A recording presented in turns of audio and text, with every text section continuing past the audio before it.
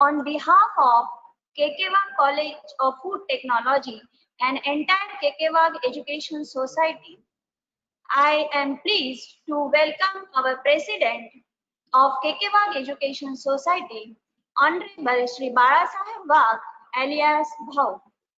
All respected trustee members of Kekewag Education Society, and our today's guest, well-acclaimed Dr. Nayan Singh Thakur Sir, former Dean Dr. Balasaheb Sawant, Konkan Krishi Vidyapeeth, Dapoli, all principals of agriculture and allied colleges, campus coordinator of Saraswati Nagar of Kekewag Education Society, Dr. V.M. Sevlikar Sir, all the respected dignitaries, and each and every one of you for this online webinar on food safety and management. An upsurge of reducing risk of foodborne illnesses that may cause through various hazards and emerging demand of food safety and management is a matter of universal concern. And today we have organized a webinar on the same issue. Now, I would like to request Dr. N.J. Devshete, Principal of Kekewag College of Food Technology, for initiation of this program as well as to deliver some information about Kekewag College of Food Technology. Okay, thank you, ma'am. Respected Honorable President, Kekewag Education Society, Nasik, respected our eminent speaker, Dr. N.J. Thakur sir, as well as respected Dr. V.M. Sevlikar sir, campus coordinator of this college, and all the principals of Kekewag Education Society. Here, I want to give some information about our Kekewag Education Society as well as our Kekewag College of Food Technology.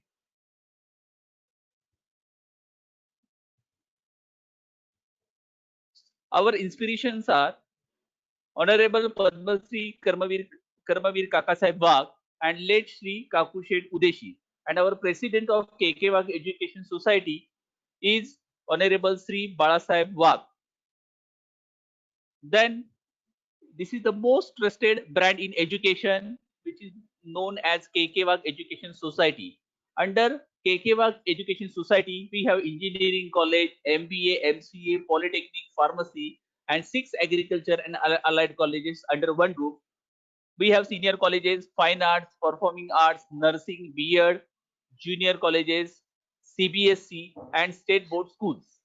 This is the most trusted brand in the education. Then this is the statistics regarding the various institutes run by KK Wagh Education Society. Around 36 institutes are run by KK Wagh Education Society, in that engineering college, pharmacy, polytechnic, agriculture and allied colleges, arts, science, commerce colleges, nursing, B.Ed, fine arts, performing arts. Then we have aided schools, junior colleges, CBSE schools. Then we have one central office. Around the student strength is about 20,591 and faculty and staff strength is about 1,827. Then this is the milestone of our institutes. In 1970, our institute in 1970 first institute start, which is known as KK Wagh Vidya Bhavan and junior colleges aided school, which is started at Bhausaheb Nagar. In 1983, we started KK Wagh Polytechnic, and one of the most branded institute in Nasik district and in Maharashtra, which is known as KK Wagh Institute of Engineering Education and Research, Nasik. It is started in 1984. Then after that, we have started our agriculture and agriculture allied colleges. The first institute of agriculture and allied colleges, which is known as KK Wagh College of Agriculture, Engineering and Technology, it is started in year 2003. Then we have also started the pharmacy college, KK Wagh Institute of Pharmacy, which started in 2018. Then technology is basically used by the staff. Our staff is using the various kinds of technologies, just like during this lockdown period, they are preparing a YouTube channel, as well as they are using the e-resources for innovative they are using as a e-resources as an innovative teaching learning method. Then online assignments, then mocks, then my examo. This is the online examination software is used by the staff. Then we have using a language laboratory, then Akash tablets, then blocked by faculty and smartphones and gate practice software. These kind of innovative technologies is used by our faculty members. Then these slides show various our recruiters. We have providing a very good placements. Then under the KK Education Society, the KK Institute of Engineering College, they have taken a various alumni made at various places, just like Washington in USA on 14th May 2016. Then again San Jose, USA on 21st May 2016. At Pune on 4th February 2017. Then in Texas on 18th May 2019. And at our engineering college campus, we have taken a big alumni meet on 21st December 2019. Then we have also polytechnic colleges. Polytechnic colleges is at Nasik. Then we have Women's Polytechnic College. Then Polytechnic College at Sandori. The total 16 courses run under Polytechnic College with intake 1,350 and total student pass out till date from these polytechnic colleges. These are around 12,161. Then other institutes are also under KK Education Society. These are like KK College of Nursing, KK College of Education. It is started in 2008. Then KK College of Fine Arts. It is started in 2007 with intake 60. KK College of Performing Arts started in 2012 with intake 90. KK College of Pharmacy started in 2017 with intake 100. Then KK College of Arts, Commerce, Science, Computer Science colleges. It is at location is at Nasik. Location another location is at Chandori, Taluka Nifad, then Kaka Sahib Nagar and Pimples Ramat. Then these are the 6 agriculture and agriculture allied colleges which is under one roof at our Saraswati Nagar campus.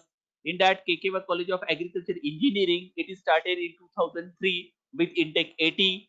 KK College of Agriculture started in 2005 with intake 120. KK College of Agriculture Biotechnology started in 2008 with intake 80. KK College of Food Technology started in 2009 with intake 80. KK College of Agriculture Business Management started in 2011 with intake 40. KK College of Horticulture started in 2013 with intake 40. Total intake capacity of our agriculture and allied colleges is 440.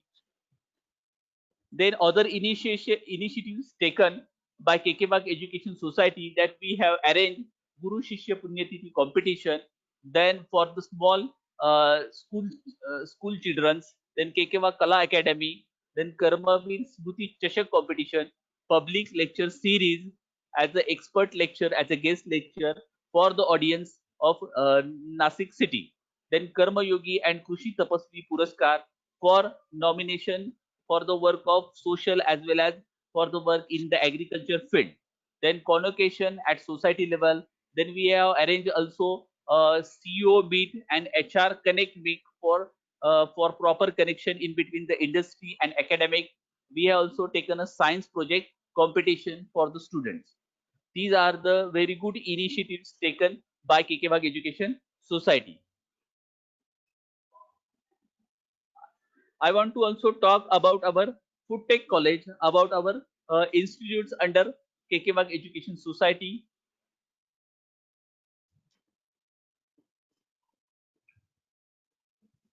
So KK Education Society, under KK Education Society, we have 6 agriculture and agriculture allied colleges. These are some silent features of agriculture and allied colleges. This is the most trusted educational organization with having a 50 years experience in the education field. 6 branches of courses of agriculture education under one roof. Staff is using innovative teaching learning process. We have sound infrastructure facility and all the colleges are affiliated to Mahatma Phule Krishi Vidyapit Rahuri. Highly motivated and self-dedicated faculty members, placement and career development facilities available for the student. Library is rich with all type of books. We have the system of expert talk, advisory committee, as well as educational visit. Then facility of the experiential learning module like a fruit and vegetable processing, bakery and confectionery technology, cereal processing are being implemented, which will be help the student to become a more entrepreneur. Then these are some facilities available in our colleges, that is the soil and water cleaning, nursery management facility, mass production of bioagent and biopesticides, biofertilizer production and protected cultivation, and we having a very big animal farm. We are also taking a Krishi Vidyog Sangam. This is the one of the most biggest event is arranged in our campus on 21st to 22nd September 2017. Our institute also taking a SME, that is the Academic Industry Institute meet on 13 November 2019 by KK Wagh Education Society. Then these are the laboratory facilities available in our colleges. We have food processing laboratory, then which is deals with the processing of the fruit and vegetable, then cereal, millets processing, meat, poultry and fish technology processing. Then we have also another department, food engineering department. It will be basically deals with the designing as well as layout of the food plants. Then in food chemistry and nutrition department, this department deals with the chemical analysis of the food product.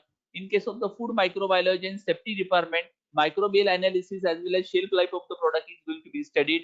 In case of the food business management department, the economics of the produce as well as marketing strategy is taught to the student. In case of the food plant operation department, under that one ELP modules are taken, and through this ELP module the students are trained to become an entrepreneur.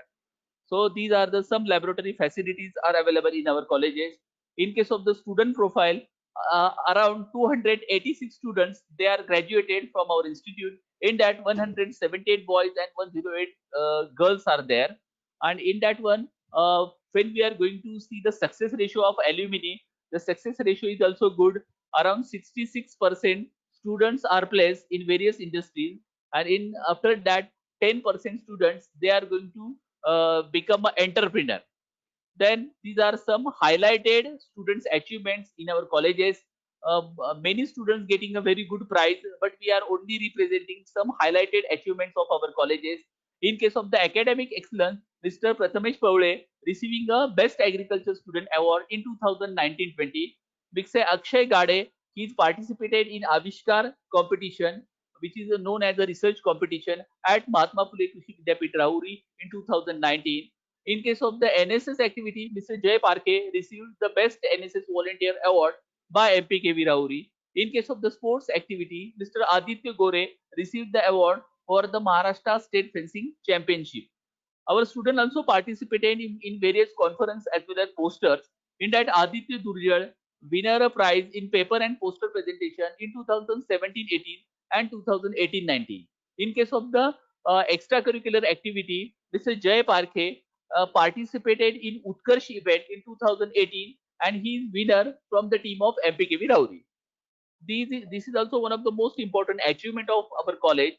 Miss Gore Aarti, second year student, won a gold medal in Kho at Tirupati University on 1st to 5th March 2020. Then we have also well qualified and experienced staff. Total staff strength is about 41. In that we have 15 teaching staff and 26 non-teaching staff. Then interaction of faculty with outside. Around 60 talks, expert lectures were arranged by the colleges from the various fields of the academic as well as industry for the last 3 years. Then we are also taking a 41 industrial visit during the last 3 years to get the practical knowledge to the student, like CFTRI, Mysore, then Goku Dairy, Coca-Cola industry. In case of the in-plant training program, around 117 students were completed their in-plant training during the last year, during last 3 years. Then these are some notable alumni of our KK Wagh College of Food Technology. Our one alumni, Sujit Babde, he is the vice chairman at Farmson Foods Private Limited, Dindori. Then Onkar Sawant, he is also working as a product development executive at ITC Bangalore. Tushar Kulkarni, he is pursuing a master degree in food innovation and product design from France. Then Neha Solanki, he is selected as a PSI at Chandrapur. Then Vishal Chaudhary, he is also regional credit manager at Hyderabad. Ashok Phalke, he established his own business at Phalke Farms, Ahmednagar. These are also some one of the examples of our alumni. Like Vaibhav Thorat, he started his own business in oil industries at Pune. Then Dhananjay Wagh, he is also working as a quality officer at Five Star Dehydration, Gujarat. Abhijit Aher, he is also working in Mumbai in the industry Vista Foods. Abhay Wadun, he is pursuing an MBA in London campus. Then Sheikh Mukhtar, he is doing a job in Aussie Oats Mills in Sri Lanka. Ketan Chaudhary, he is also working as a manager in Big Basket Industry, Bangalore. So I just want to lastly say that our actions, these are our futures. And be a food technologies, let's join the hands together to do the commitment to eradicate the worldwide hunger for the lifetime. So thank you very much for giving the opportunity to introduce our KK Wagh Education Society as well as our KK Wagh Agriculture Allied Colleges as well as our KK Wagh College of Food Technology. Thank you very much. Thank you, sir.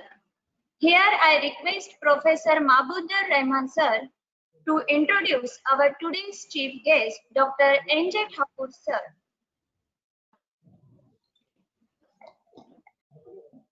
Okay, thank you, ma'am, giving me an opportunity for introduce today's guest. Myself, Mr. Mabudur Rahman from Department of Food Engineering. It is a great honor for me to introduce our chief guest, Dr. Nayan Singh J. Thakur. This afternoon, it is my privilege to introduce Dr. Nayan Singh J. Thakur, who given a service as former Dean, College of BS SKV, Dapoli. Currently, sir has working as agro processing and food technology consultant. Sir had completed PhD from Canada, MTech from IIT Kharagpur, and BTech from MPKV Rahuri. Sir awarded scholarship, Government of India scholarship for master studies. Sir had total 37 years of experience in the subject of agriculture processing engineering in various positions and various institutes. Like he served as a dean for 3 years and professor head for 8 years in BSSKV Dapoli. He served as assistant professor for 8 years as well as assistant engineer for 8 months in National Seed Corporation, New Delhi. Sir has also international exposure like Canada, Ethiopia, Bangladesh. Sir has also visited various countries like Canada, USA, Sri Lanka, etc. Sir is having organizational membership in ISAE, AOCS, many more. Sir has developed technologies, machineries, as well as some design, installation, testing and commissioning for processing plant in various institutes. He played various roles at state, provincial, subject coordinator, member academic council, member faculty of agricultural engineering, and so many.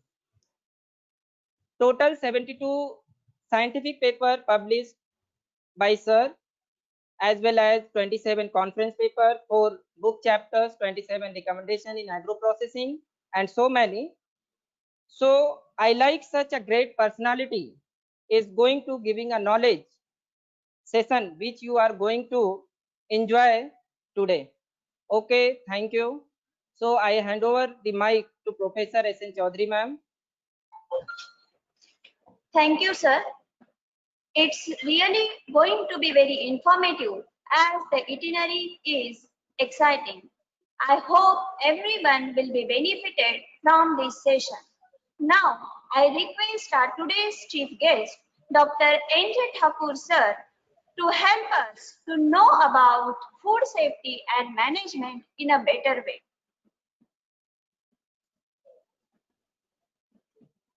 Thank you, Mrs. Chowdhury and Mabudur Rahman. Is my screen is visible? Hello? Yes, sir. Yeah, it is. Is it visible, right? Hello?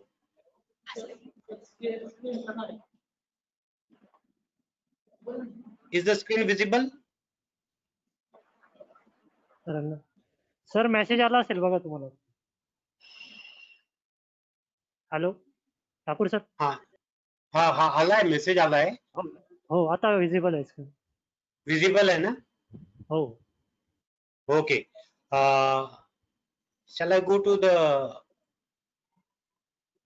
Yeah, I will start my presentation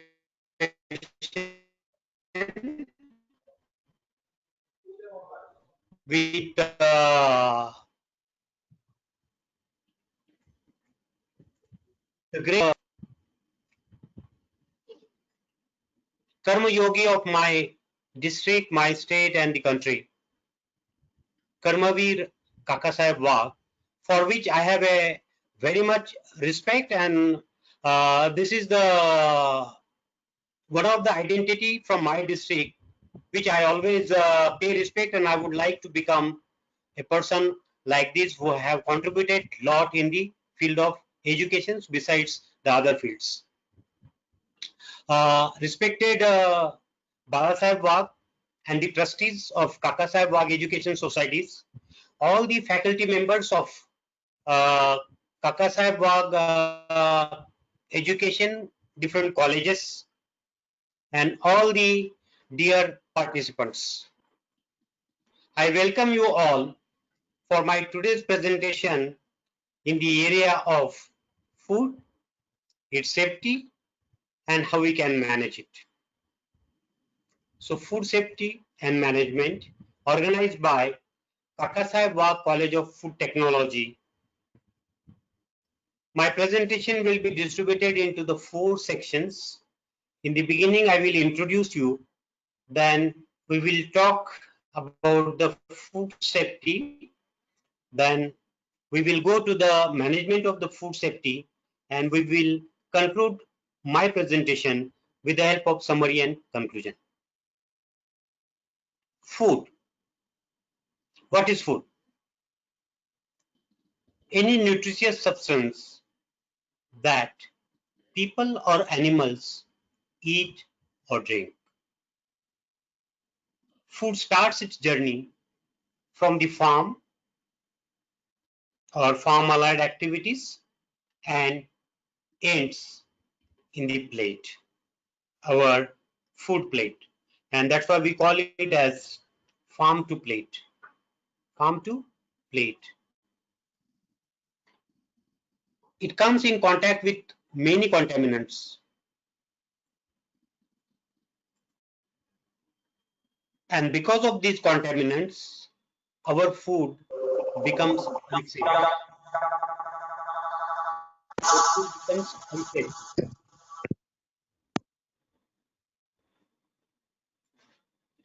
See, the journey of the food from producer, transport, processor, wholesaler, retailer, and consumer. So, producer could be a farm. Producer could be a, on the farm we may have a fish pond, or it could be a dairy farm, any agriculture and allied activities, and anybody could be a producer. Then it moves from that to the processor if it is required. Then from processor it goes to the wholesaler, retailer, and ultimately we bring the food to our home for its consumption. So this is the entire journey, and throughout this journey there are so many chances for the biological and chemical contaminants to come in contact with the food in its journey. The moment they come in contact with the food, our food which may be very good at the farm source gets contaminated and become unsafe. Now, unsafe food causes more than 200 diseases Contaminated, adulterated, and spoiled food put a lot of people at risk. As per World Health Organization, 1 in every 10 people in the world, 1 in every 10 people in the world fall ill after eating contaminated food. 4,20,000 people die every year because of contaminated food.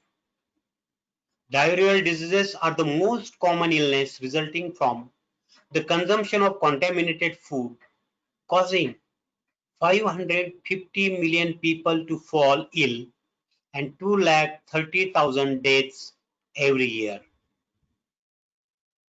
India. 10 crore cases of foodborne diseases were reported in India in the year 2011. By 2030, that report says, considering our situations, conditions, and the things at which they are moving, based on that, they said that by 2030, this number is expected to rise from 10 crores to the range of 15 to 17 crores. 15 to 17 crores. Food contaminated with harmful bacteria, viruses, parasites, toxins, and chemicals are the main causes of foodborne diseases. These are the main causes for the foodborne diseases. Consumption of unsafe food causes nausea, vomiting, and diarrhea as an immediate effect and has more serious long-term implications such as cancer, failure of kidney and liver and brain, and neural disorders.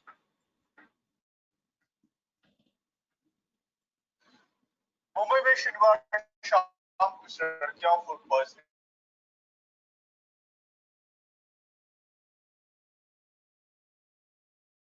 का शिकार हो गई। घटना खेरवाड़ी इलाके की है।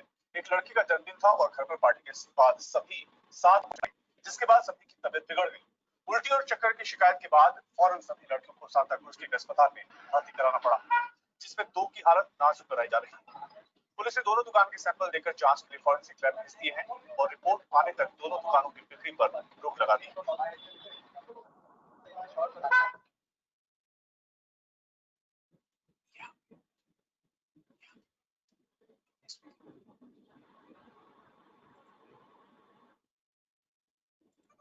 Now, in Bihar, the death toll in the food poisoning incident has risen to 21. 9 more school children died today, and 27 others are ill. Out of them, 9 are serious.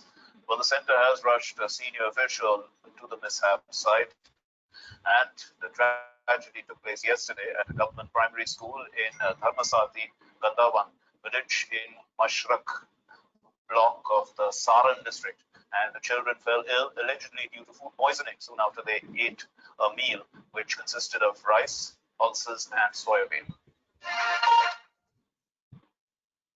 So friends, these videos were not exactly for the last 1 or 2 months, but they were of the couple of years, maybe last year or day before last year.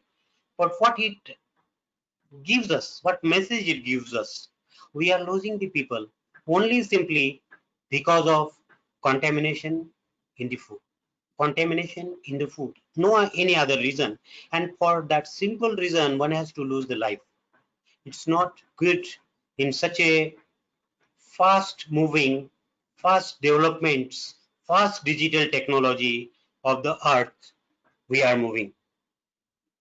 The entering disease agents responsible for the most deaths were Salmonella typhi, 52,000 deaths, enteropathogenic E. coli, 37,000, and norovirus, 35,000.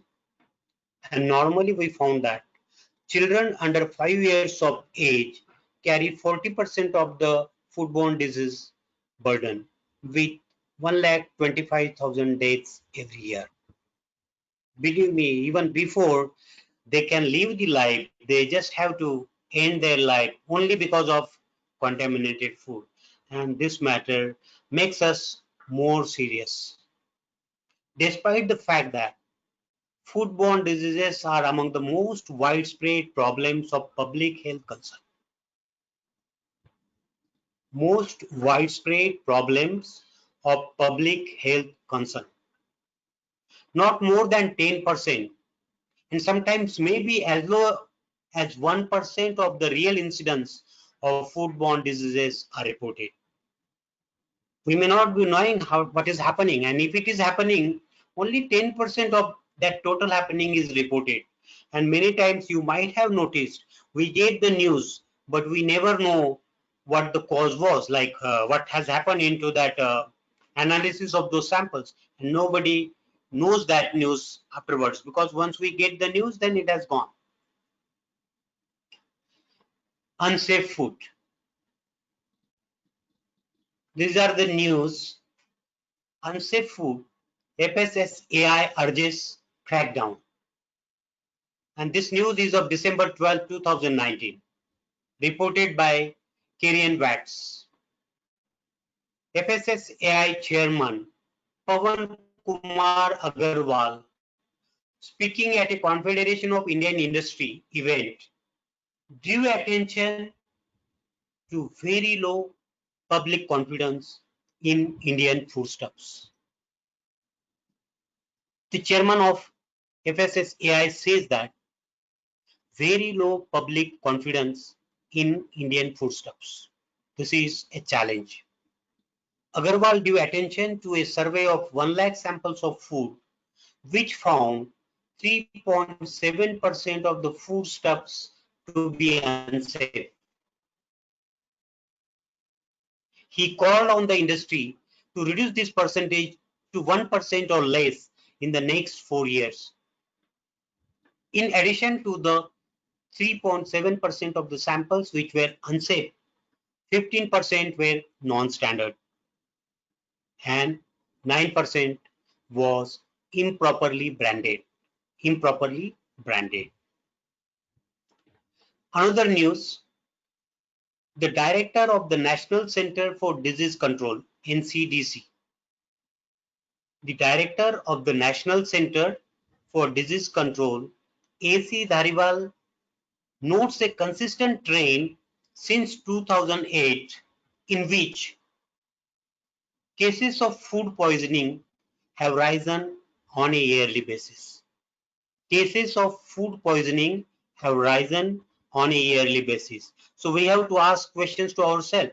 So are we progressing, or we are going to some other direction?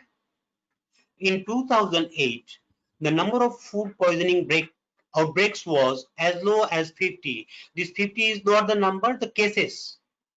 People may be many more. The cases were 50. This figure has risen sharply in the last decade to the 242 in 2017. 242, 5 times more. So this is a very alarming signal for us as far as the safety of the food is concerned and the foodborne diseases are concerned.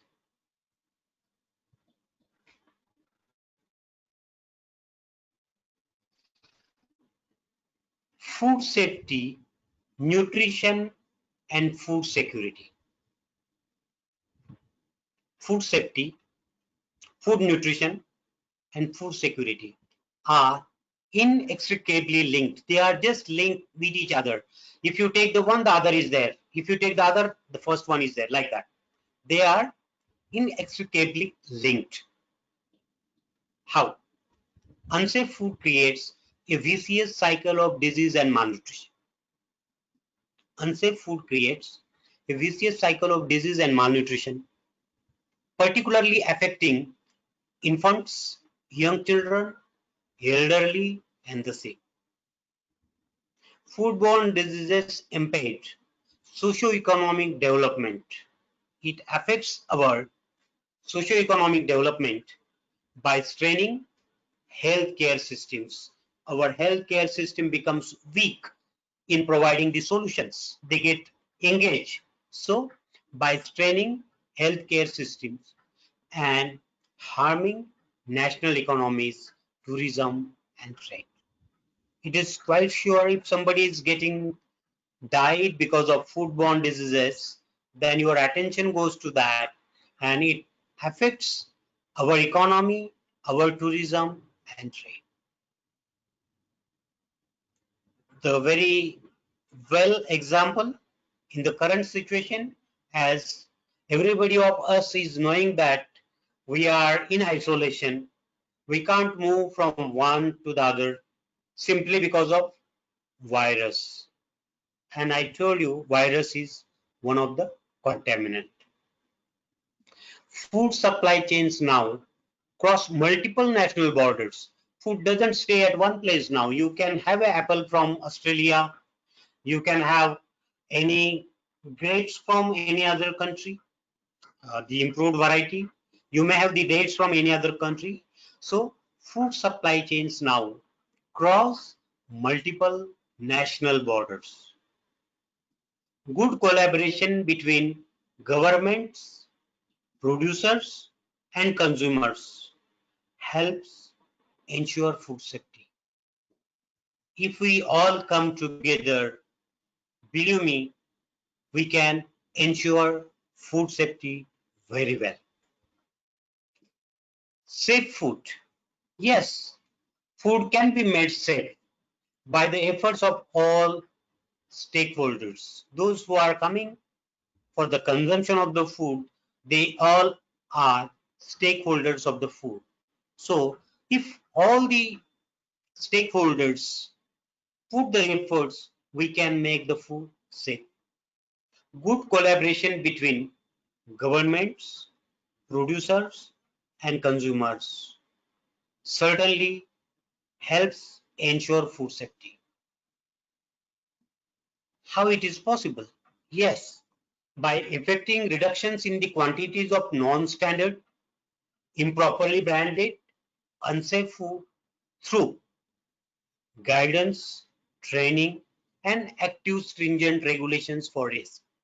We can provide guidance, we can train all the stakeholders, and we can also put some stringent regulations if somebody is avoiding it.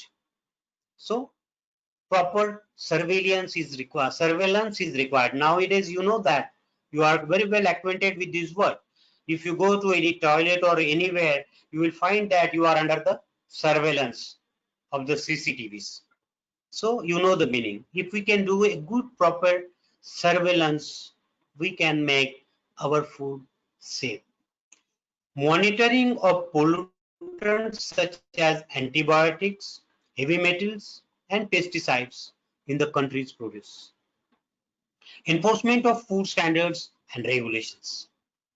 Adoption of good farm production, hygiene, manufacturing, distribution, trading, storage, handling, and cooking practices. If at each point, if you are going to follow the good practices, I think our food is going to be 101% safe. There won't be any chance for any bacteria or any chemical pollutant to contaminate our food. So with me, we all agree that if we want to avoid the death, if we want to avoid the foodborne disease, then safety shall be the first. Safety shall be our first priority. Why food safety issues arises? As we discussed in the very first slide, food safety issues arises mainly due to hazards. And who are the hazards? Contamination, adulteration, and spoilage. Contamination, adulteration, and spoilage. Assurance of food that does not contain any hazard and does not cause any harm to consumer health is really safety of food. The focus on food safety is also increasing day by day, mainly due to change in food habits, increased processing and handling, innovations in technologies, and products and globalization of food trade. So safety of food become a global concern. Really, it is for every one of us. It is for every one of us. And do you know what? Food safety, everyone's business. Food safety, everyone's business. Please put this in your microprocessor. Here I mean in your brain. Take a pause, because food safety does not belong to any one community, any one group, any one organization. It is the business of everyone, including myself. So food safety, everyone's business. Please make this as a mantra. FSSAI for food safety. Now we want to make our food safe.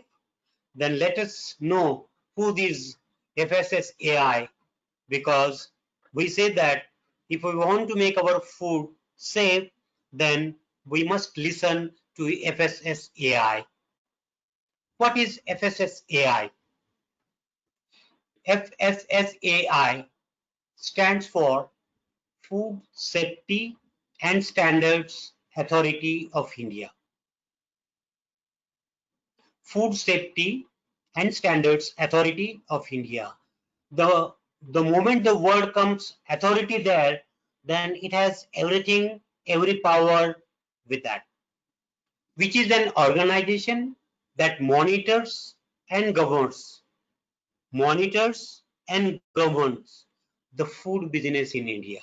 So anybody who is selling any food anywhere, anybody who is buying food from any shop anywhere, if any one of us in the business of food, then we are governed and monitored by FSSAI.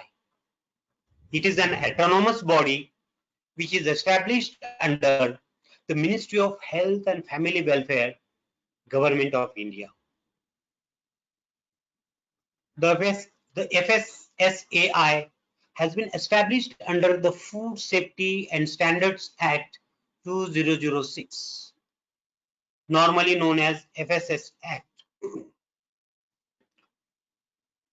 Authority for Food Safety and Regulation in India. As I said in the first line, FSSAI is the authority for food safety and regulations in India. It has been mandated to perform various functions related to quality and standards of food. Quality and standards of food. Sets up the formulation and enforcement of food safety standards in India. It set up the formulation standards and enforcement standards of the food safety in India. It is responsible for the registering and licensing of the food business operators. Please come across this word. We are going to use this word many often henceforth. FBO is the short form and the full form is food business operators. Anybody who is operating the business of food is food business operator. Whether somebody is selling milk, somebody is selling potato chips, maybe in a ST bus.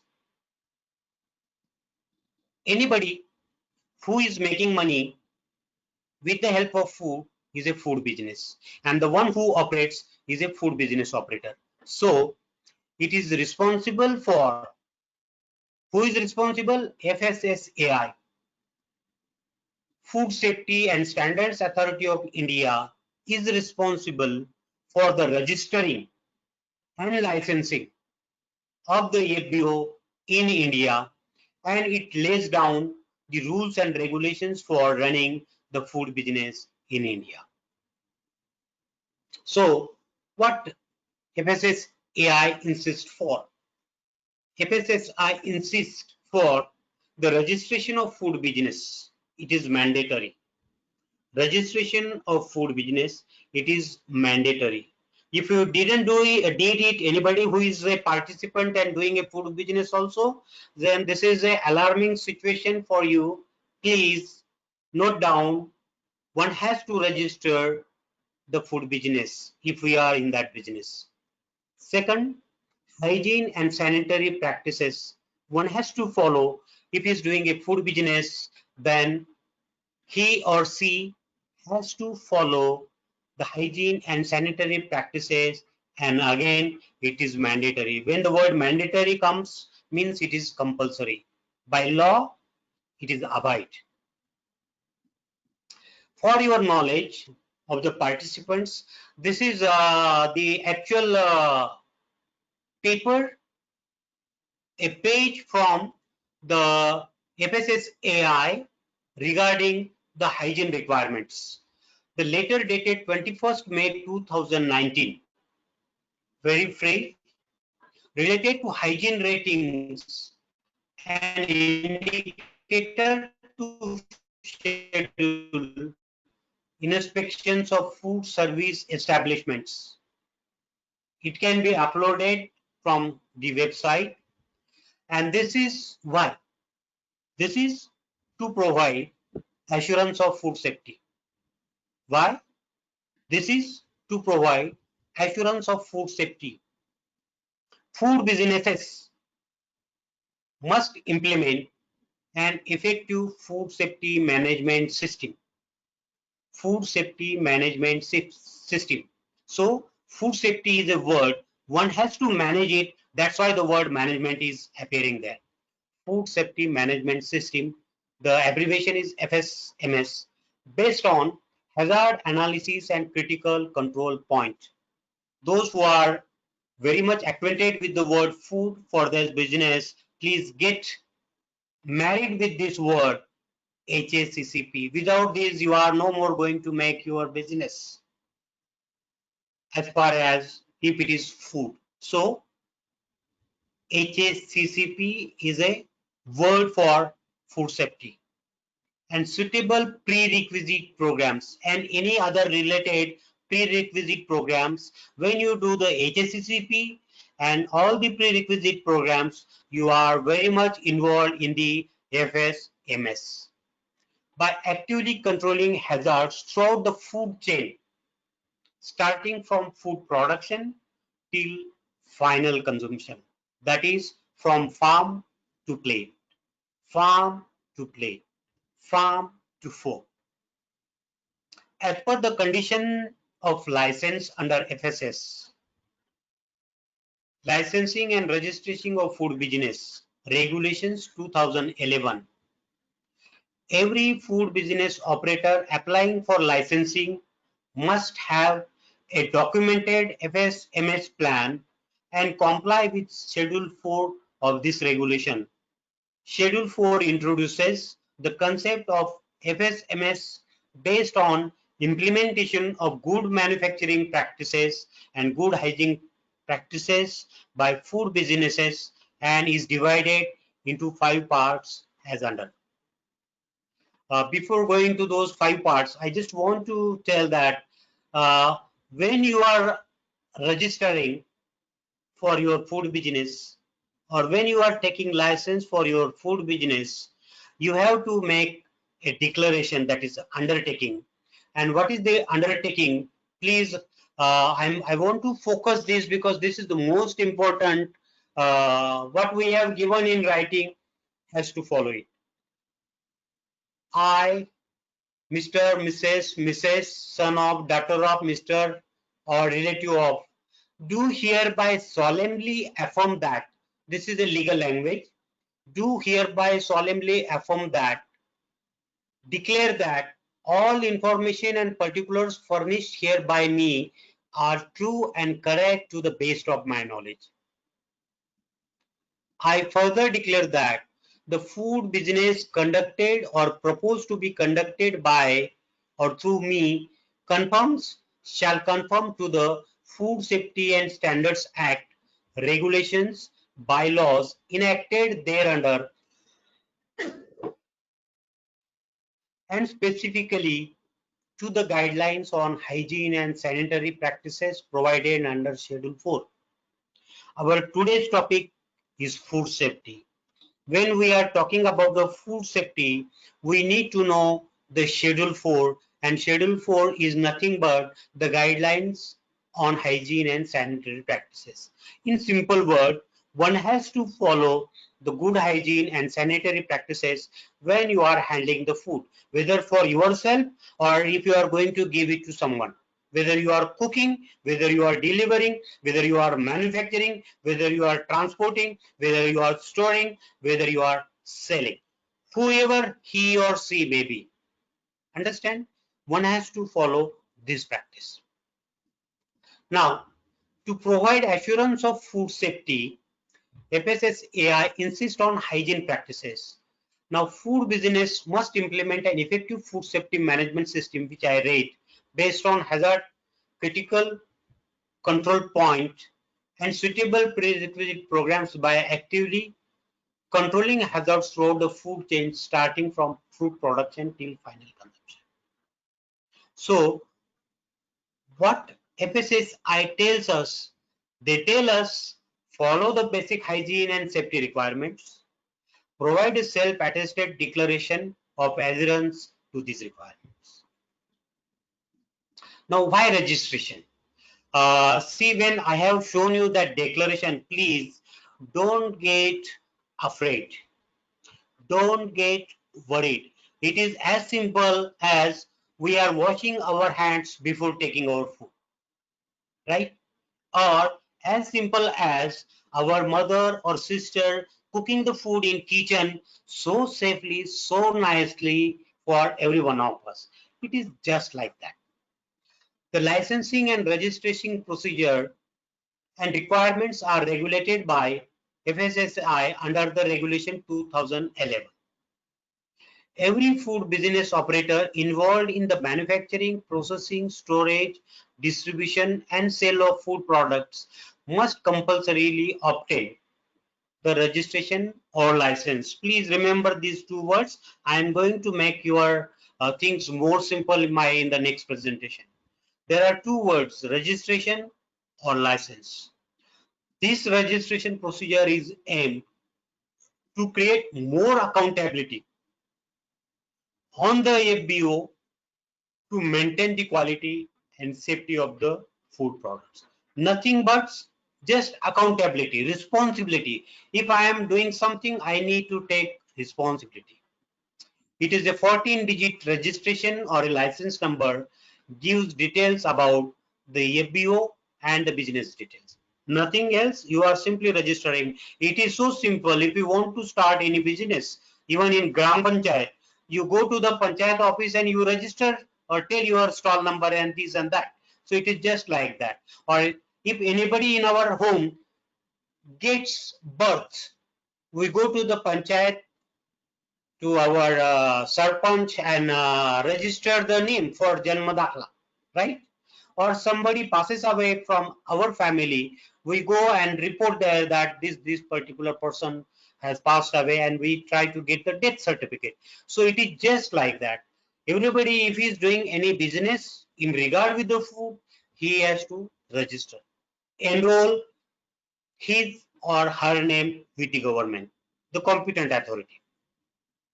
Now, the registration is a very simple process. It is divided into 3 classes depending upon the capacity, turnover, location, premises, our eligibility. Based on all these different factors, like suppose I have a simple stall of selling my potato chips. I don't need the central license. I may not need even a state license. I am simply registering at my taluka or district level with the offices of FSSAI, and that is called as a petty food business, a very small business, but it is a business. I am getting some money from it, so it is a business. So petty food business simply requires registration. If it is a medium food business, then it requires only a state license. If it is a very large food business, then instead of these two, we need to go for central license. Please pay attention to these three words: registration, license, license. So here it is simply registration. Here the word license comes. If it is under the type of business and the budget, state business, and it is a central business. In my next slide, this will be more crystal clear. If the turnover is less than 12 lakh, he is classified as a petty food business operator. He could be any food manufacturer, processor, handler, street food vendor, anybody, any category. Comes under less than 12 lakh. Simply he has to do the registration. And what he has to follow from the FSSAI, simply comply with Schedule 4 requirements. And what is the Schedule 4?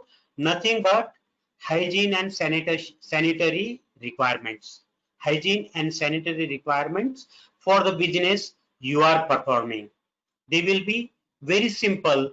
For depending upon the type of business, these requirements will be different. Or in other words, the requirements here may not be the same here and here. Here the requirements may be much more stringent and much more strict compared to the requirements here. So it is a simply registration. If your business is in the range of 12 lakhs to 20 crores, 12 lakhs to 20 crores, then you are under the category of small or medium food business, warehouse, distributor, anyone, transporter, and you have to apply for state license.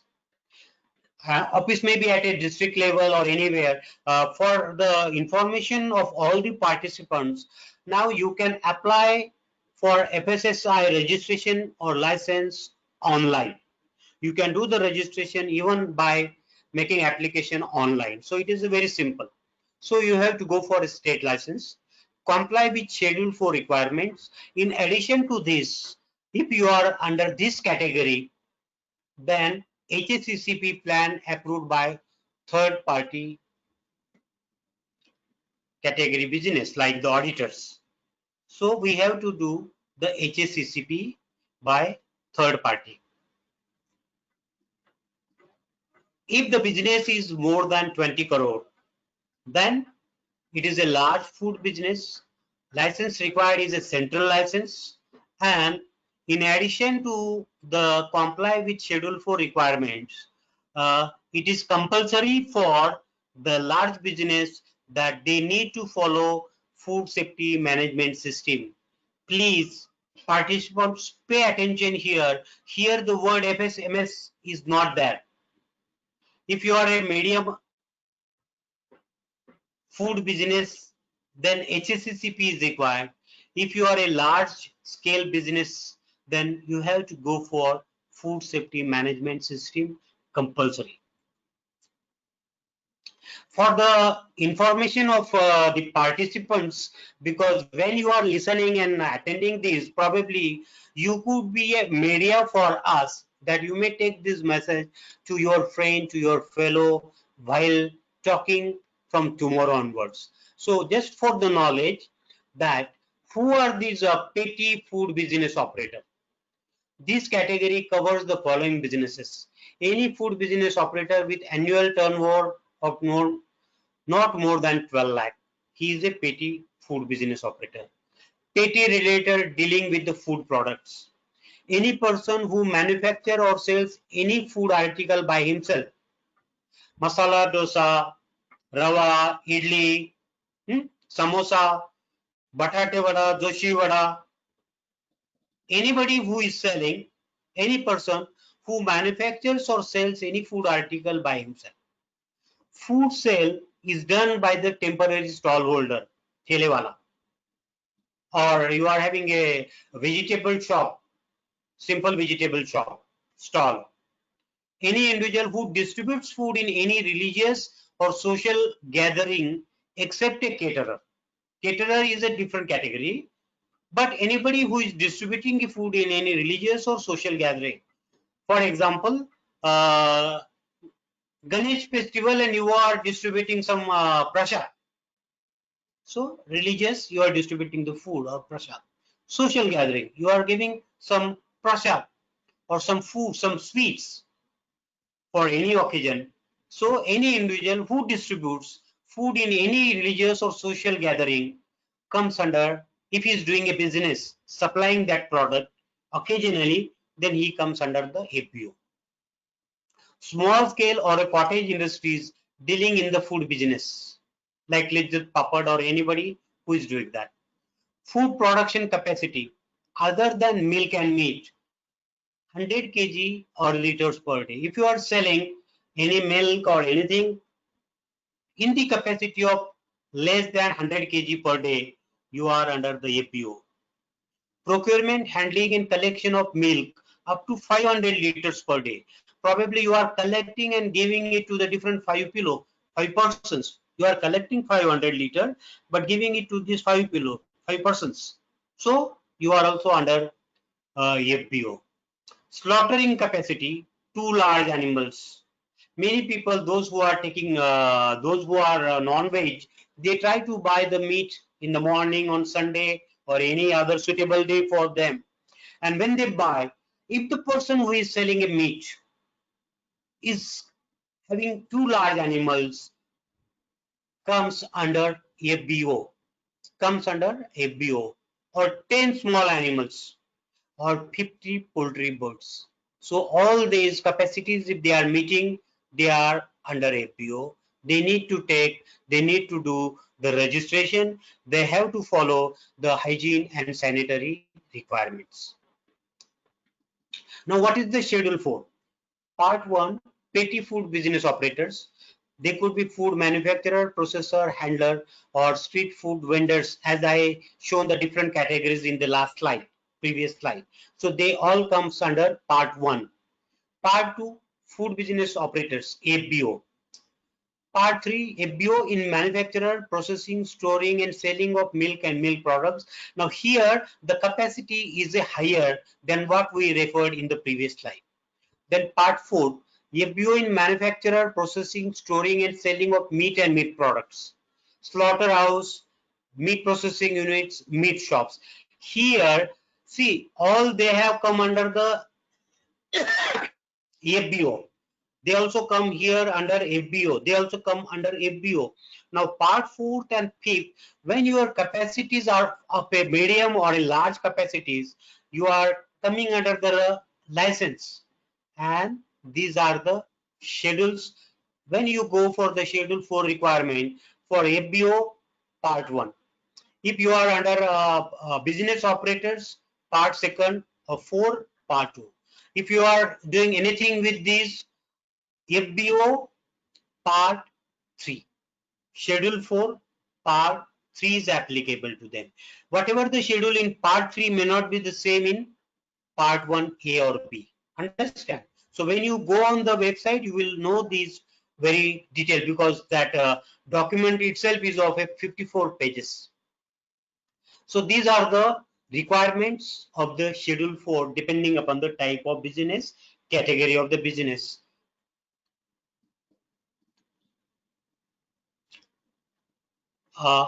Every petty food business operator, I'm just reading these languages so that you will get acquainted. If you doesn't know that, then you have an opportunity today's day that you are, I'm making you aware. सोए रहने से अच्छा है कि जग जाए. Every food business operator shall register themselves with the registering authority by submitting an application for registration in Form A under Schedule 2 of these regulations, along with a fee as provided in Schedule 3. So in Schedule 3, fee structure is given depending upon the type of business you are having, and in Schedule 2 you are having the application form. The petty food manufacturers shall follow the basic hygiene and safety requirements provided in Part 1 of Schedule 4.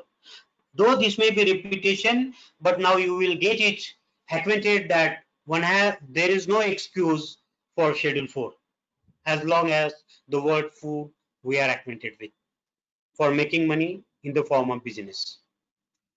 these regulations and provide a self-attested declaration. I showed that declaration adherence to these requirements with the application of the format in Annexure 1 under Schedule 2. So I'm just making you aware. You don't have to get worried. You don't have to afraid. But if we want to get acquainted with the food safety, and if we believe that food safety is everyone's business, so when you are buying a samosa, you can ask that fellow, have you registered? Because it is also your business. You don't want to spoil your health. So you have to be aware. You can make aware your other friend who is selling samosa to you. What are the food safety requirements? Basically, HACCP and ISO standards. HACCP and ISO standards are necessary condition for improving the overall quality of food safety and hygiene in the country, and also to increase India's share in global food trade. Please focus on the word. Here they say that improving the overall quality of the food safety and hygiene in the country. Yes, we want to have the food safe within the country, and also to increase India's share in global food trade. Adoption of these standards protects the health of consumers, enhance product acceptance by buyers, both domestic and overseas, and keep Indian industry technologically abreast of international best practices. International best practices. Grant in aid is given in the form of reimbursement of expenditure towards implementation of HACCP, ISO standards, food safety, quality management systems by Ministry of Food Processing Industry. Do you remember when we were discussing about the registration? Registration for FBO and the license for medium scale and large scale. So the one who is going for medium or large scale license, the government of India provides grant in aid. For example, the subsidy may vary depending upon the type of business you are having, and the government is for the northeast countries. The subsidy is maybe to the tune of 75 to 90%. For others, may in the range of 50 to 75% upon depending on the different norms. But grant in aid is available. Government wants to take government share to help you. That means if it cost 1 rupee, government will give you 50 rupees. Pay your 50 rupees. 50 paisa. Government will pay 50 paisa, and let us go for HACCP and ISO standards. Quality Council of India has launched 2 certification schemes in addition to this grant in aid. Quality Council of India has launched 2 certification schemes, namely India GHP and India HACCP, based on globally accepted codex standards for adoption by food manufacturers and supply chain operators. So when you go with this QCI, short form of Quality Council of India, again probably they may help you to get it as quickly as possible, and even while getting it, there may be again some discounts on that. Now, who is ISO? ISO is an independent, non-governmental, international organization. International organization with a membership of 164 national standards bodies. 164 national standards bodies of different countries. Though its members, not though, sorry, through its members, it brings together experts to share knowledge and develop voluntary, consensus-based, market-relevant international standards. Voluntary, consensus-based, and market-relevant international standards that support innovation and provide solutions to global challenges. Any challenge, whatever is there, as far as food safety is concerned, they are going to help us. ISO has published more than 22,000 international standards and related documents covering almost every industry, not only food industry, all other industries also. Every industry from technology to food safety to agriculture and healthcare. ISO today has 23,237 international standards covering almost all aspects of technology and manufacturing. 164 members representing ISO in their country. 786 technical committees and subcommittees to take care of standards and their development. So, for safety of food, International Standard Organization, which is a non-governmental, independent, international organization, offers us ISO 22218.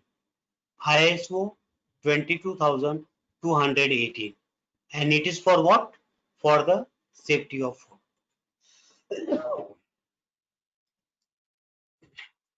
What is food safety management?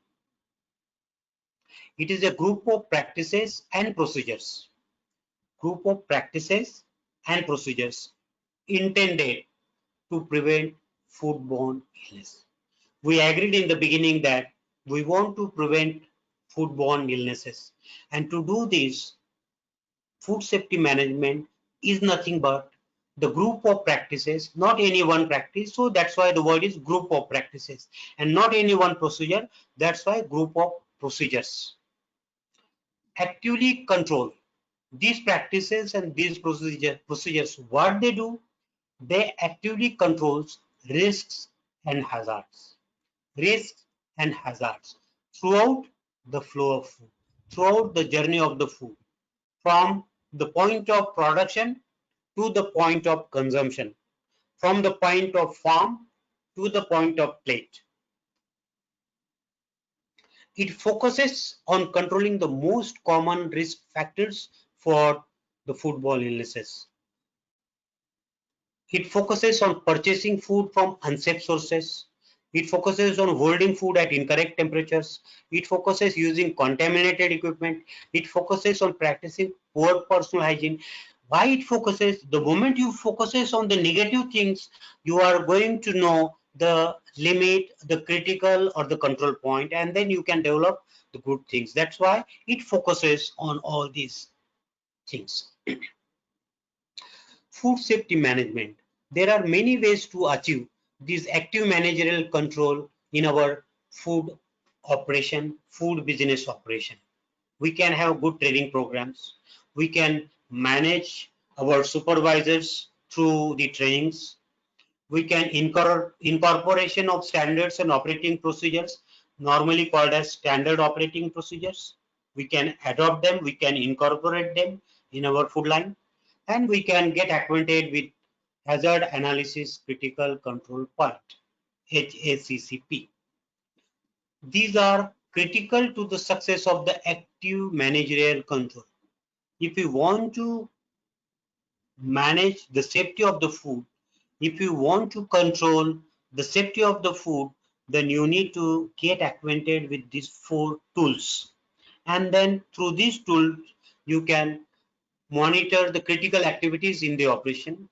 You can taking the necessary corrective actions when required, and it will help you to verify that the actions taken control are really helping in the risk factors. A food safety management system. Now the word S has come. In the previous slide, I was only saying food safety management. Now a food safety management system, it is not a one operation, it is a system. So many things are involved into that. That's why we call it as a system. A food safety management system is primarily intended to ensure food is safe for consumption. Food is safe for consumption. It does this through the application of the processes determined by you as necessary for your operations, as well as the processes determined by the standard as necessary for continual improvement. See, pay attention here. Through the application of the processes determined by you, you are running any bakery or any business. So you have selected some processes. So application of the processes determined by you as necessary for your operations, as well as the processes determined by the standard as necessary for continual improvement. So it is a weighing of the two.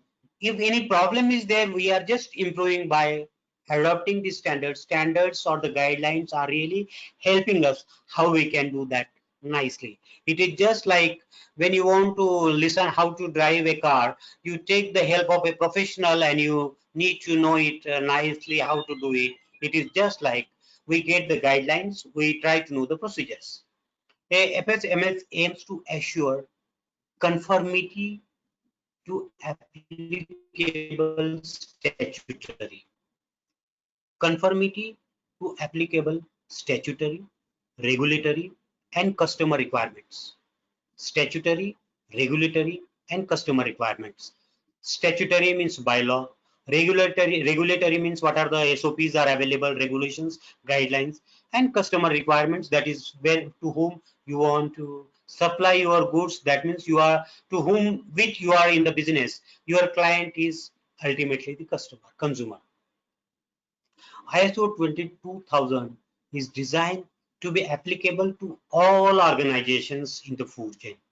All organizations in the food chain, regardless of size and complexity. Regardless of size and complexity. Here the meaning of the regardless of size means whether you are selling 100 samosas or you are having a very huge shop of selling millions of samosas. So regardless of size and complexity, how many materials you are having in your business. So regardless of size and complexity, this includes organizations that are directly or indirectly involved in one or more stages of the food chain. Now here I will make the meaning this clear. For example, there is a transport company taking food from one point to the other. He is not doing anything directly. He is putting the parcels, containers in the truck, taking from one point to the other. But then he is indirectly involved in the food chain. Suppose that person or his cleaner or anybody who is handling those containers is having any disease. He is carrying any virus with him. It is going to contaminate our food. So he is also indirectly involved in that chain, and that's why everyone we need to make sure, and that's why they call it as a processes and procedures. Processes and procedures involved in one or more stages of the food chain. Small and or less developed organizations can implement and maintain a FSMS that complies with ISO 22000. What is the management of food safety? Our title now, if you know my presentation, now we were having introduction. Then we said that what is food safety, we are very much clear with that. And now we want to know what is the management. I gave you some hints regarding the management. Now what is the management of food safety? ISO 22218. This is the management of food safety. Various measures have been taken to protect consumers against the intake of unsafe foods in this ISO 22218. It is a standard developed by the International Organization for Standardization dealing with the food safety. It specifies the requirements for a food safety management system that involves interactive communication, system management, prerequisite programs, and HACCP principles. What it involves? Interactive communication, system management, prerequisite programs, and HACCP principles. The World Health Organization and the Food and Agricultural Organizations of the United Nations published the Codex Alimentarius, which serves as a guideline to food safety. If we want to know the food safety, for us, WHO and FAO, they are taking care of this entire world, and they develop different standards, and the name is Codex Alimentarius. And ISO 22000 is based on these codex principles for food hygiene and ensures all the criteria for the food safety of the food. The meaning here is when you go for this, it is also taking care everything of this, so you don't have to give two answers to the two organizations. And I told you it involves HACCP and prerequisite programs. So prerequisite programs are good agricultural practices, good hygiene practices, good manufacturing practices, good distribution practices, good trading practices. Everything is involved in this ISO 22218. That means they are training us so nicely that we are the perfect business person. Perfect business person and ready to comply anyone who is going to ask any question to us as far as the safety of the food is concerned. By adopting this, by adoption of food safety and management system, that is FSMS, it is a strategic decision for the organization. It is a strategic decision for the organization. Why it is a strategic? The word strategic tells you that the moment you are having a ISO 22218, that means your food, whatever it may be grapes, it may be pomegranate, it may be cauliflower, it may be brinjal, it may be milk, it may be processed mangoes, pulp, anything, it may be onion, and ready to fly from Nasik, from Maharashtra, from India to cross the country. It may go across anywhere if it is having ISO 22000. And the meaning of this strategic decision is this. Otherwise, your product may be good, everything may be good, you are following everything, but probably when you do not have this, it may not go in the other country. So I called it as a strategic decision. It addresses associated risk with the food. It has ability to provide safe foods and products and services that meet customer, national or international. It meets all the applicable statutory and regulatory requirements, national or international. And the benefits you are going to have: healthy and safety, customer satisfaction, meeting regulatory requirements of that tehsil or panchayat, whoever going to come and ask you, you are having. You don't have to worry about any kind of food inspector. Meeting standards and guidelines, enhance transparency in your business, improve response to risk, everything is available, and reduced investigation time. Suppose you do not have anything this, if any inspector comes to do the investigation, then probably your business may be closed for a month, 2 or 6.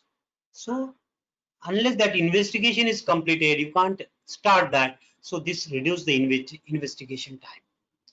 So by implementing this food safety program, we need to follow 8 principles of prerequisite program. We need to follow 6 preliminary steps of HACCP. We need to follow 7 principles of HACCP. We need to follow review of HACCP plans. And if we follow all these, the 8 principles of prerequisite programs are primary production, establishment, design and facilities you are having in your business, control of operations for your business, maintenance and sanitation of your business, personal hygiene of your business, transportation of your business. When I use these words, that means you are paying attention to all these activities and focusing on it. Then product information and customer awareness of your business, you are focusing on it, paying attention to it, trying to know what is lacking, what we need to develop, and training. You need to provide training to all your clients. 6 preliminary steps. Before we go for HACCP, you have to prepare for HACCP. And these are the preliminary. Define the term of reference.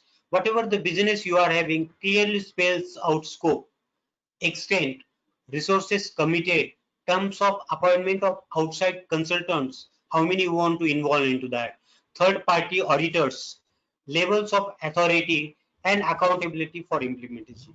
You need to define all these terms for your business before you go for HACCP, because the one who is going to come or one who is going to do for you, they are going to take the terms clarified from you for this. So you need to prepare this. Then select the HACCP team. From your organization, you have to form a team of different management people as a part of that team. Include product and process team members. These are important. Describe the product and processes. What are the products you are having? What are the processes you are having? Not only the product you are doing, but when you are getting your product from somewhere, the processes you are following, adopting, you need to describe all those. Identify the intended use, where it is going. Construct a flow diagram, schematic flow that describes the process. On-site confirmation of flow diagram. When you make a flow diagram, when you go to the site, it shall be very clear and close what you are putting into that diagram. You are also having the same flow. So walk through. Then 7 principles. These are the most important things. No matter who is doing any business, we need to know what are the 7 principles of HACCP as a layman when you are getting acquainted with your food for your health. Conduct hazard analysis. Determine the critical control points. Establish the critical limits. Establish monitoring procedures. Establish corrective actions. Establish verification procedures. And establish record keeping and documentation procedures. So these are the only principles. I am not going in detail into that. It depends when you are in the business, when you want to get yourself for HACCP, there are the agencies who will tell you in detail that how they can conduct this HACCP. Otherwise, this presentation it will be go long for 2 to 3 hours. Now, when we want to go for FSMS, Food Safety Management System, then in that, this is called as a PDCA cycle. It begins with and ends with this. That's why the word cycle is there. Plan, do, check, act. Once it is finished, go back. Yes, it is working. So, PDCA cycle.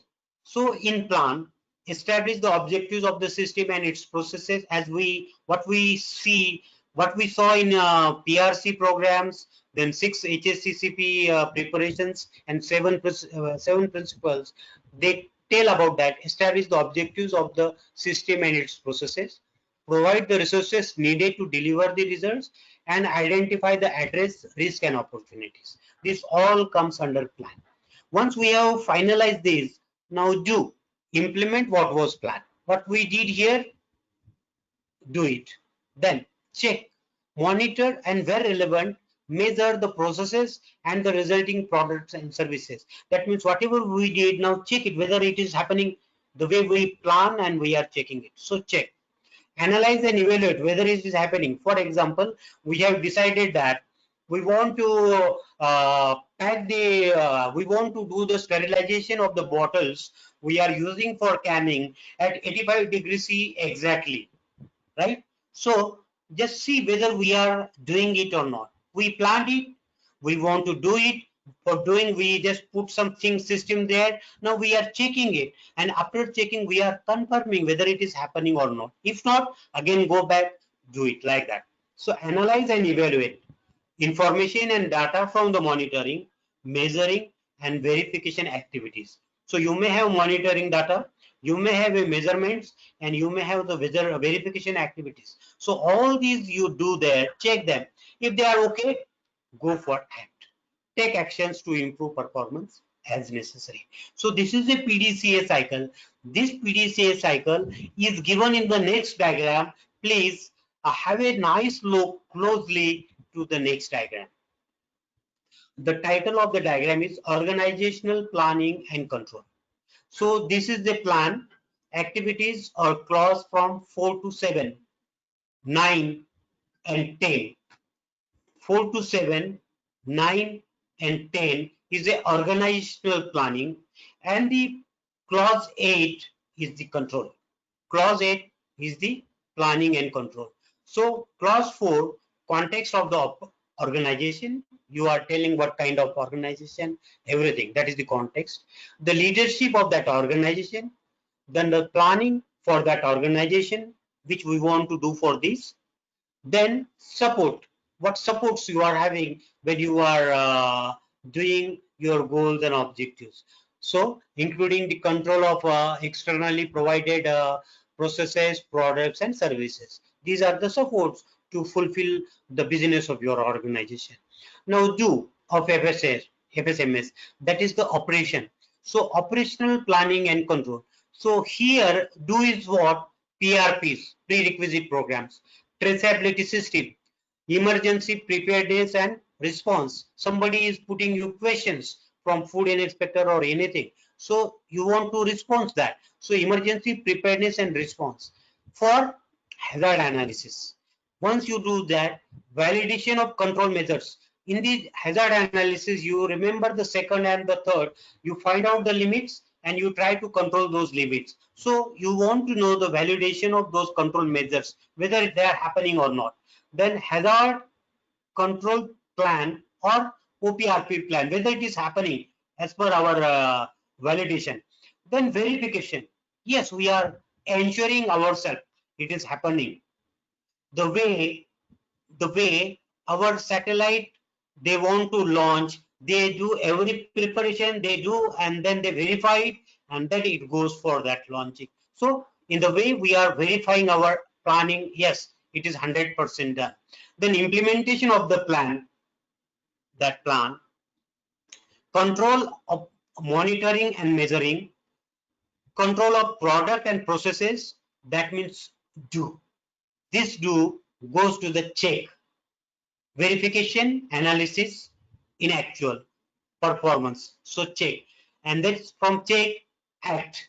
This is the act, and from this act again we are coming here, and all this cycle goes here. Once it is done here, it is we are evaluating, we are acting here, and then it starts, and this PDCA cycle gets complete. Clear? So this is what is again tell here. Clause 4 to 7, 9 and 10 is the first. Clause 8 is your uh, take care of your risk-based thinking, HSCC principles, and clause 6 is covers all your organizational risks.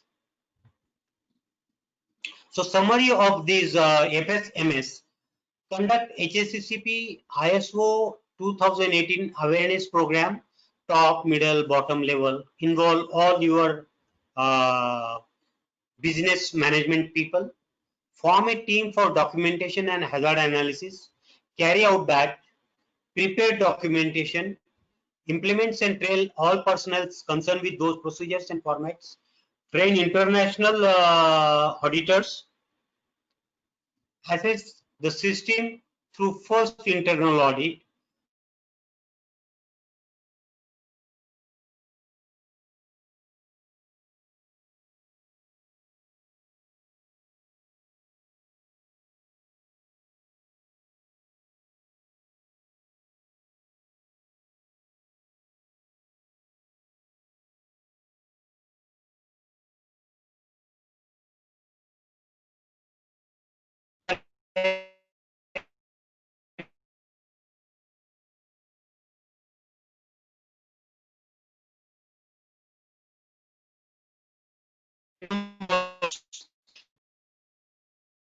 everything, then nobody can stop us to make our food because we have followed GAP. Then we are following GHP, GMP, HACCP, and when you follow all these, the certificate of ISO 22218 is ready, which is a oven fresh, oven fresh. Friends, with the help of this, I try to tell you what is food safety, what we need to know, what we need to be aware about it, whether who is giving us food, who is doing business, and if I am doing a business, what I need to follow, and based on that, I'm just summarizing and conclude. You agree with me, food safety is a must. Nobody have a second choice for the safety of food. And you also agree it is everyone's business. It is everyone's business. WHO, FAO, ISO, and FSSAI are regulating authorities for food safety and standards. These are the authorities for each one of us as far as the food safety and standards are concerned. FSSAI registration and follow of Schedule 4 is necessary for all the FBOs for food safety. It is necessary for all the FBOs for food safety. HACCP is the heart of food safety for any food business operator and assurance for food consumer. It is the heart not only for food business operator but even including myself and all you are listening as a consumer of food is a heart for all of us. So don't forget HACCP. ISO 22018 provides management of food business with food safety standards and guidelines. What it provides us? Standards and guidelines required for the food safety. ISO 22000 facilitates. What it does? It facilitates free trade of export of food in international market. In addition to the management, it helps us in our business and trade. Food safety management system is necessary for good health and to make a wealth through food export. It is necessary for our good health, and if I want to make money from it, then it is also necessary to make wealth through food export. Friends, Good morning. On the 7th of June of this year, we're celebrating the second World Food Safety Day, jointly with the Food and Agriculture Organization of the United Nations. Safe food is an essential public health issue. Did you know that every year at least one person in every 10 falls ill after eating contaminated food, and 420,000 people die, including 125,000 children under 5. On this day, we want to inspire everybody to help prevent foodborne risks, to produce, transport, sell, prepare, and distribute food, as well as those who consume it. At home, keep areas where you prepare food clean. Separate raw food from cooked food. Cook your food thoroughly. Store food at safe temperatures and use safe water and raw materials. You can help keep food safe and protect your family and your community. join us on 7th of June to celebrate World Food Safety Day. Food safety means everyone business.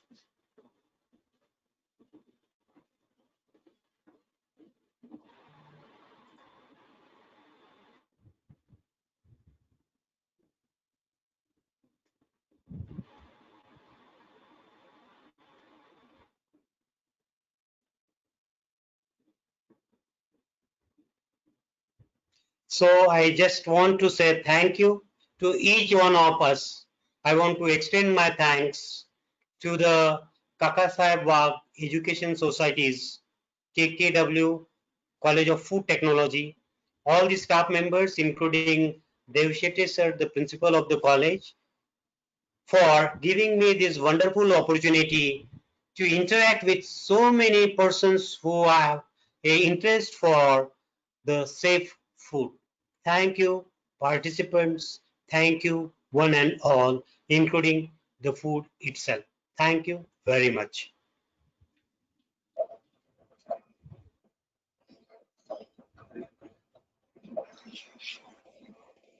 Thank you very much, sir. From today's lecture, we have understood that proper and complete surveillance is necessary to assure food safety.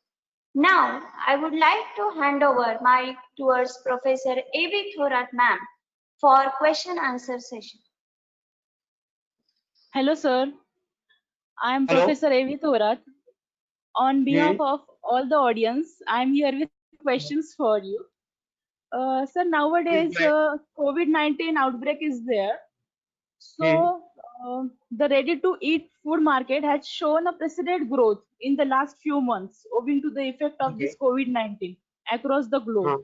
So according to you, what are the key factors that push the growth of this ready-to-eat category in this pandemic situation? I just want to tell, suppose in a simple way, if I want to tell, I will say you, if you are buying a food ready to eat, so that means it will be a container, package or something like that. Are you? Yes. Yeah. So if it is in a packaged form, so see that whether that food is having ISO 22000. Yes, sir. If the packet is having a ISO 22000, that means you don't have to go to any pharmacist to know whether the food is safe or not. Yes. It is so sure. It is so sure. If it is not FSO 22000, then the questions or the doubts will try to come in our mind, and it goes like this based on our own faith. For example, if the mithai is from Chitale, everybody knows, okay, it will be good, right? So you have your own faith based on the one who is supplying food to you, and you can have your own faith based on that. You can take your food ready to eat, whether we shall go for it or not, whether we shall go to buy for it or not, or whether we shall go to consume it or not. Thank you. Sir, second question is, what do you think is this pandemic effect on the food security and safety and the cost of the food? Please repeat the question. What do you think in this pandemic situation, the cost of food may increase or not, or whether this situation affect on the food safety or security? It is a good question concerned to the present situation, but the answer is going to be little like I don't know whether I'm authority or not, but what I am saying, yes, cost of the food will go up. Do you know why? Because the supply and demand is mismatched because of the restrictions. So cost of food definitely will go up. Second thing, because of the pandemic situation, we are not sure whether the one who is supplying food to us is free from contamination. We are not sure whether the food is safe. For example, you are buying a mango, or for example, you are buying vegetables, any vegetable, and we don't know throughout the journey of that food, fresh food material, like in the form of fruits or vegetables, how many persons might have touched it. and what kind of contamination it may have. So we need to make sure for ourselves and try to follow the preventive measures. Even if you buy the food material, how you can disinfect it. Follow those procedures, hygienic and sanitary requirements, and then you can consume that food. But certainly the food will be costly. We are facing it. It is a costly. The farmer is selling it at cheaper, and the person who is supplying is selling it at a higher price. But it is a situation, demand and supply, because even if it is expensive, you need it, because food is the required very much for survival, right? So it is going to be costly, but I'm not sure whether it is safe or not. Thank you. Okay. Sir, one of our student of final year BSc Agri want to know about the soybean processing. Being a farmer, Soybean as a soybean farmer, yes, he Okay. want to know the market scope or requirement for tofu and soya milk. Means he want to process that soybean in terms of that tofu and soya milk. So what should he do? Whether to process it in tofu and soya milk way or go for soya sticks and chunks? What do you think? Why not for all the four? Yes, sir. Why not for all the four products if it is feasible? Okay, but market demand is also Soya necessary. Whether paneer, you said soya paneer, soya milk, chunk, and yes, is there any market demand? Good market demand for tofu? actually, it's a good question for me. Though it's directly not related with the food safety, but he wants to know because he is our student, and whether Yes, sir. he wants to know shall he go for job provider or a job seeker. So first, I will congratulate him. Don't go to anyone. You will make money even by starting a small business of soybean. Don't worry about the marketing. Of course, the way you did your degree of BSc AG, you have to find out the market opportunities. But still, you can make a business by making soya paneer from that business. Definitely. Okay. Yes, sir. Yeah, if he Sir, needs more information, you can give my email to him. yes, sir. Sir, there is another one question. Whether the e-certificate will be awarded for this on the email ID, means the FSSI e-certificate will be provided on the email ID or not? First thing, you have to know e-certificate means which, for registration or for license? For registration.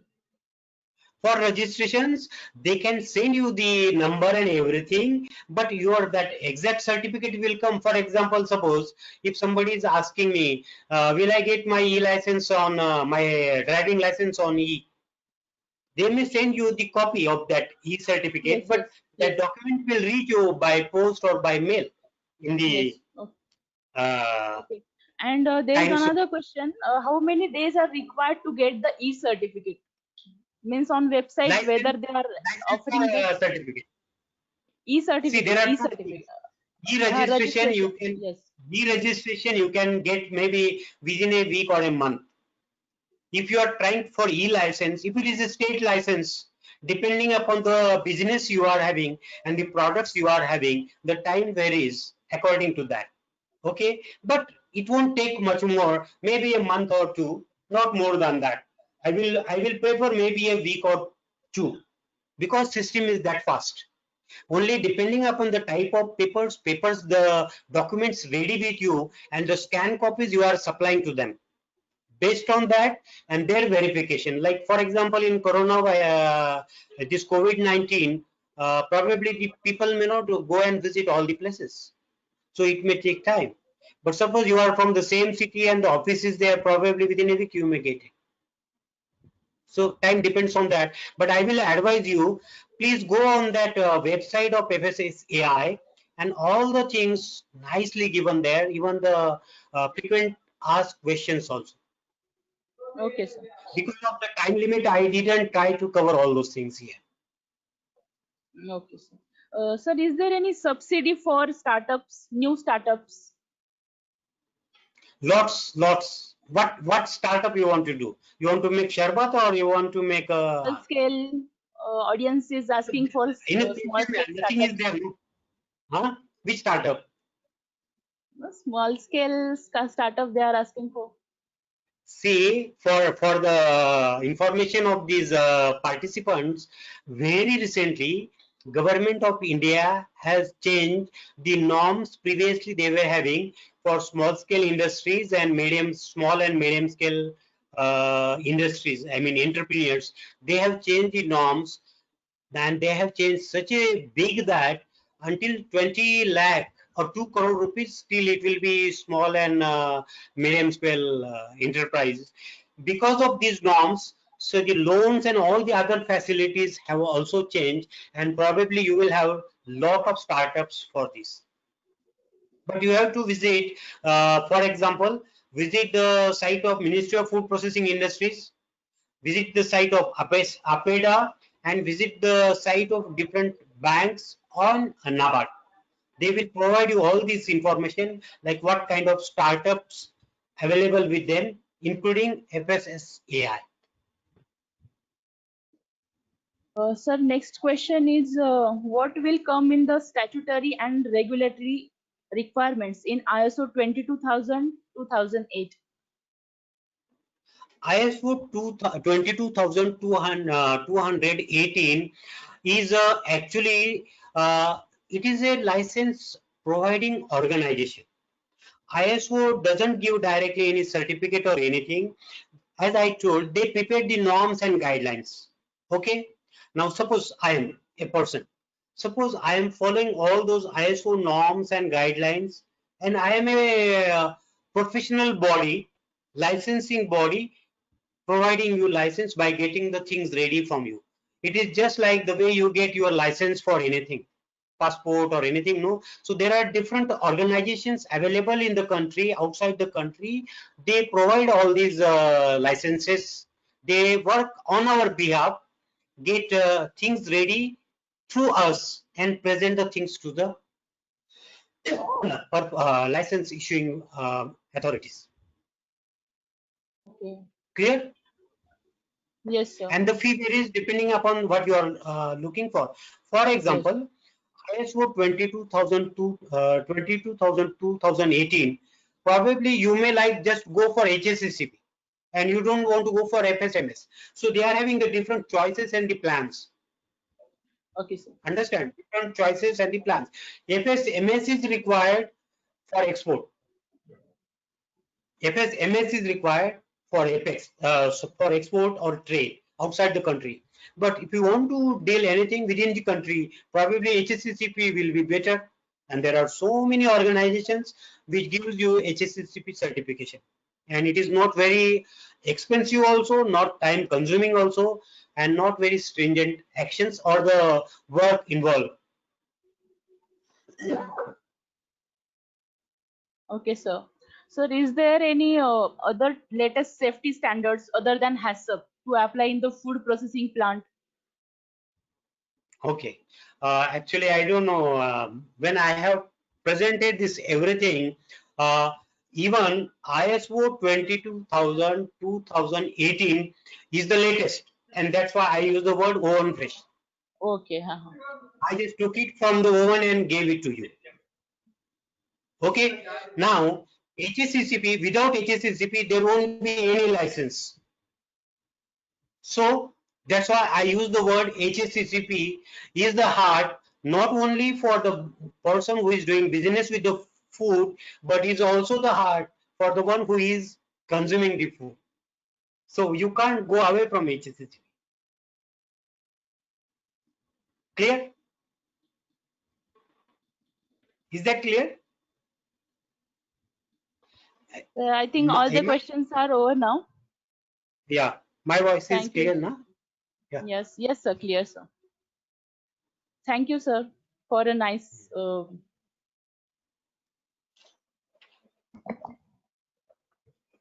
So once again, I want to extend my thanks to all of you, all the staff members of Food Technology College, and also to the participants. And special thanks to Kakasaheb Wagh Education Society and respected Bhau for having this opportunity to interact with so many people. Thank you. Thank you very much. Thank you, sir. Thank you very much for the nice interaction. Hello. Hello, yeah, I'm listening. Thank you, sir, for this nice Yeah. interaction. I want to give one information to all the participants that they should fill the feedback form so that the e-certificate will be generated. Feedback form Sure. is sent on chat box, as well as we are also sending on their respective email ID so that they can Okay. fill the feedback form and generate their certificate. So Sure. I request Chaudhary madam, please. Yes, sir. Thank you very much, sir. I would Thank like to pay my gratitude towards our president of KK Wagh Education Society, Honorable Shri Banasaheb Wagh, and all the trustee members for motivating us for this session. I would also like to pay my gratitude towards our today's chief guest, Dr. N.J. Thakur sir, former Dean of Dr. Balasaheb Sawant Konkan Krishi Vidyapeeth, Dapoli, for giving a thorough insight on food safety. I would also like to say thank you to Dr. V.M. Sevlikar sir, campus coordinator of Saraswati Nagar of KK Wagh Education Society, for his guidance. Also, I want to pay my gratitude towards all the principals of agriculture and allied colleges. Apart from that, I would also like to say thank to Professor N.J. Devshete sir, Principal of KK Wagh College of Food Technology, for providing such a big platform. I would also like to say thank you to entire organizing committee for the successful completion of this session. Last but not the least, I would like to say thank you to each and every participant of this session for being a part of this webinar. Thank you, one and all.